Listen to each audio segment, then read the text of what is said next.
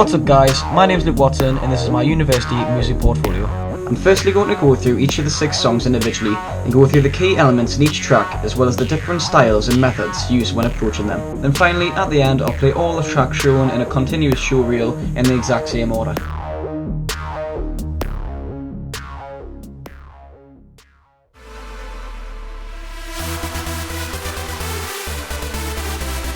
This first track, Heatwave, was produced on my old laptop using Fruity Loops 11, and is my first track I uploaded to SoundCloud that I felt had potential.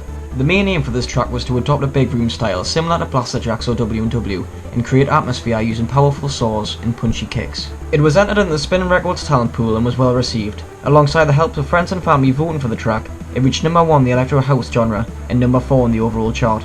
Unfortunately, due to my old laptop being wiped, I am unable to retrieve the FLP for the track and will have to skip forward.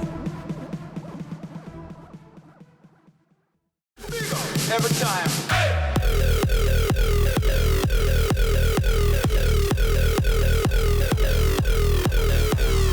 The second track is Hunted. For this track I wanted to create a more emotional feel similar to the songs created by artist Kashmir. I used a lot of samples within this track and a lot of vocal chops that I filtered and EQ'd to try and create a sort of African jungle theme.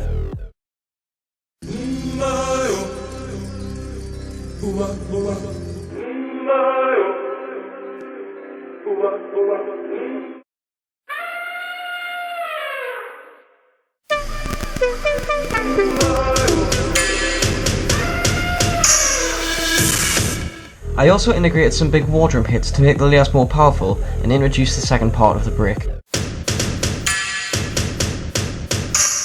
The drop lead for this track was the most interesting segment compared to the rest. For the lead I used a Hardwell bass preset from Sylenth and knocked the first oscillator down 2 octaves to give it a more deeper, grumblier sound.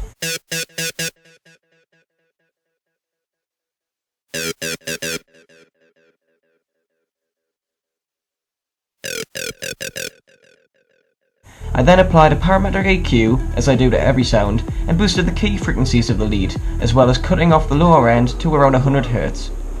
A reverb was also applied to give the lead a big room presence. I then added a sausage fattener, an effect made by Data Life, to give the lead some grease and colour. On top of that, I added the main effect that really brings this lead in your face. Camel Crusher by Camel Audio is a distortion effect that really makes your sound more aggressive, wider, but not to the extent that your sound is completely crushed. You will now hear the difference of when Camel Crusher is applied.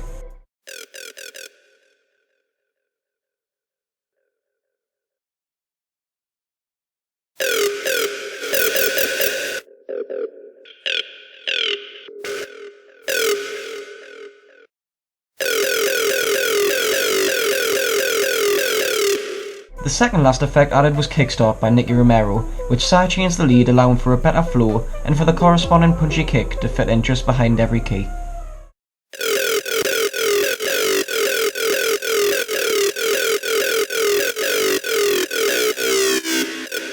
And finally, the last effect used was a cool effect called Glitch that has many functions, one of which I love to use is the tape stop. I used the tape stop at the end of the 8th bar and toggled it on and off for when I wanted it to slow down.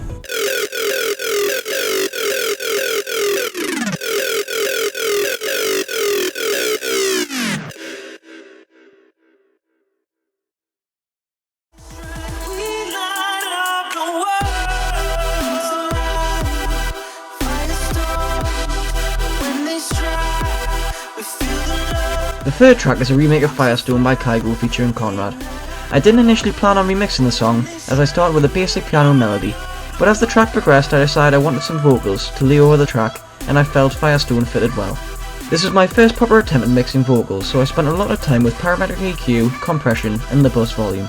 For the drop I used 3 powerful chords from the melody. I isolated them in Sylenth and used a synth preset from one of my favourite sound banks.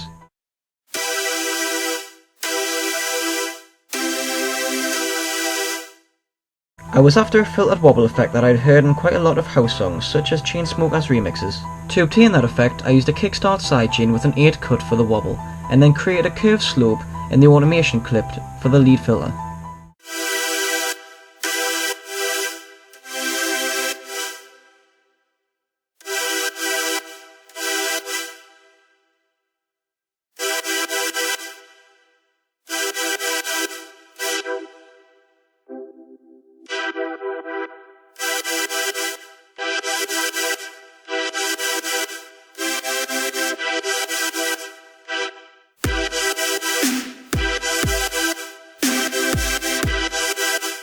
I really enjoyed creating this track as it was a totally different style, and I'd love to experiment with the new pianos that I had just downloaded from Nexus.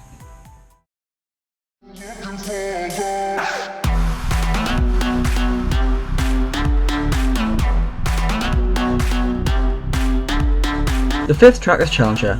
This track was my first attempt at deep house and a more mainstream approach in contrast to the rest. The track was also favoured by Maestro Harrell, one of my favourite artists in the industry.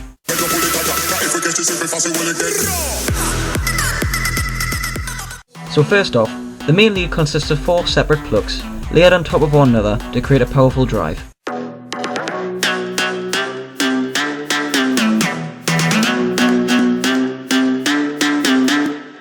The build-up was made of a pitched lead with an automation envelope and a rising arp.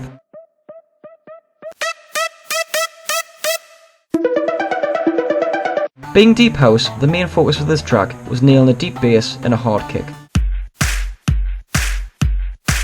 Using Fruity Limiter, I sidechained the kick and the bass together on the same bus, and as you can see, as soon as the punch from the kick fades out, the bass lead follows straight after.